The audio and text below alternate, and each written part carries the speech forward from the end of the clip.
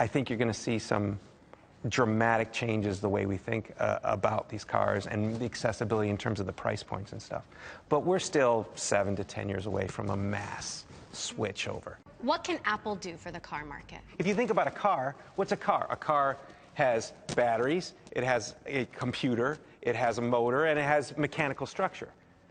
If you look at an iPhone, it has all the same things. It even has a motor in it. So if you try to say and scale it up and go, oh my God, I can make a car with those same components, there's some truth to that. But the hard stuff is really on the connectivity and how cars could be self-driving and those kinds of things. Really hard, and it's all software and services. I think that when you look at either Google's self-driving car program or the alleged Apple thing, it's all looking at it through that lens of software first. Did you ever talk to Steve about building a car? Yes. What did he say? Did.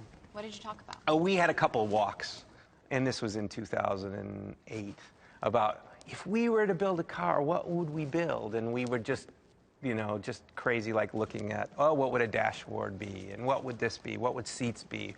How would you fuel it or power it? But at the end, it was always like, we're so busy, we're so constrained, we can't, you know, it would be great to do it, but we can't. So when Steve was alive, was this something that he was like, we're not doing this right now? Well, there was a lot of things we said no to.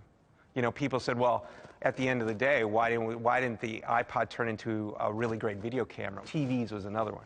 But at the end of the day, what was the biggest one that had the biggest dramatic impact on the world was the cell phones. And so we said, okay, we're going to focus all our energy on that. Forget all this other stuff. Those are interesting.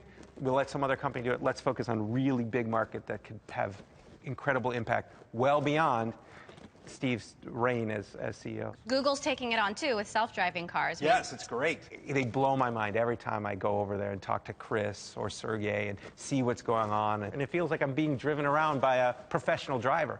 Regardless of whether it's a taxi or Uber or Lyft or any of these things, I love those services. But most people who drive do not know how to drive. They just don't. Even if they do it every day for a living, they don't know how to drive. They're not professionals at it. How do they make these cars safe, drive well, but also well-designed and desirable? Sure. To me, self-driving cars have already caught up with consumers because that's what Uber is. It's a self-driving car. It just happens to be a person is driving it. So as far as I'm concerned, they've already made that choice. Now, how do you just make it even better and an even more pleasurable experience?